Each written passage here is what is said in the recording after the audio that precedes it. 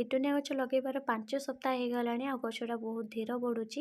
ତ ସେଥିପାଇଁ ଆଜି ଗଛରେ କିଛି କଦଳୀ ଚୋପା ଦେବି। ତ କଦଳୀ ଚୋପାଟା ହେଉଛି ବହୁତ ଜଲ୍ଦି ଡିକମ୍ପୋଷ୍ଟ ହେଇଥାଏ। ତା ଛଡ଼ା ଭିଟାମିନ୍ ବି ମଧ୍ୟ ସେ ପଚିବା ସହିତ ଗଛକୁ ଭିଟାମିନ୍ ମିନେରାଲ୍ସ ବହୁତ ମାତ୍ରାରେ ଯୋଗାଇଥାଏ, ଯାହାଫଳରେ ଗଛରେ ନୂଆ କୁଆଁ ବା ନୂଆ କଲି ବାହାରିବା ସହିତ ଗଛର ଗ୍ରୋଥ୍ ଆଉ କଢ଼ ବି ବହୁତ ସ୍ପିଡ଼ିରେ ଆସିଥାଏ।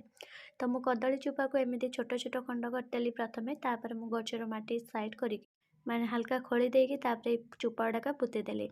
ତ ବାକି ଆପଣ ଏଇ ଚୋପାକୁ ଫର୍ଟିଲାଇଜର ଫ୍ରେମ୍ରେ ବନେଇକି ଦେଇପାରିବେ, ନହେଲେ ଏକୁ ଗୋଟେ ଜୁସ୍ କରିକି ବି ମଧ୍ୟ ଆପଣ ଗଛରେ ଆଡ଼୍ କରିପାରିବେ, ଯେଉଁଟାକି ଅଧିକ ଜଲ୍ଦି କାମ କରିଥାଏ। ବାକି ରହିଲା ଏମିତି ଚୋପା ଦେବା, ଚୋପା ଦେଲେ ବି ବହୁତ ଜଲ୍ଦି କାମ କରିବ। ବାସ୍ ଚୋପା ଦେଇ ସାରିବା ପରେ ପଟଟାକୁ ଆପଣ ଯେମିତିକି ଖରା ପଡ଼ୁଥିବା ସ୍ଥାନରେ ରଖିବେ, ଆଉ ପାଣି ଆପଣ ରେଗୁଲାର 2 ଦିନ ଭଳିଆ ଦେବେ। ଯେଉଁଠି ଆପଣ ଚୋପାଟା ଆଡ଼୍ କରିଥିବେ ସେଇଠି ହିଁ ଦେବେ, କିନ୍ତୁ ଯେଉଁ ଦିନ ଚୋପା ଦେବେ ସେଇଦିନ ପାଣି ଟିକେ କମ୍ କ୍ୱାଣ୍ଟିଟି ଦେବେ, ନ ଦେଲେ ବି ଚଳିବ। ଆଉ ବାକି ରହିଲା ଆପଣ ଯେଉଁ ବାକି 2 ଦିନ ଯେଉଁ ପାଣି ଦେବେ ସେଇଟା କେବଳ ସେ କଦଳୀ ଚୋପା ଯେଉଁଠି ପୋତିଥିବେ ସେଇ ସ୍ଥାନରେ ହିଁ ପାଣି ଦେବେ, ଯାହାଦ୍ୱାରା ସେଇଟା ପଚିବ ଆଉ ତା ଦେହରୁ ବାହାରୁଥିବା ଭିଟାମିନ୍ ରସ ଗୁଡ଼ାକ ଗଛର ଚେରରେ ଯାଇକି ପହଞ୍ଚିବ।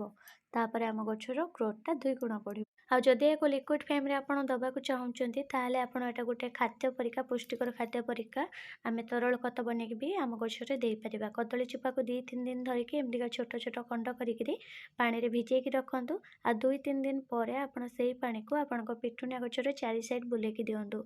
ଯେତେ ବି ଗଛ ଛୋଟ ଥାଉ କିମ୍ବା ନୂଆ ଲଗେଇଥାନ୍ତୁ, ଆପଣଙ୍କ ଗଛରେ ବହୁତ ହି ବଢ଼ିଆ ଜଲ୍ଦି ଗ୍ରୋଥ୍ ଆଣିବ, ନୂଆ କଲି ଆସିବ ଆଉ ଗଛର ଫୁଲ ବି ବହୁ ମାତ୍ରାରେ ଆସିବ, ଆଉ ସେଇଟା ପୁଣି ବହୁତ ଜଲ୍ଦି।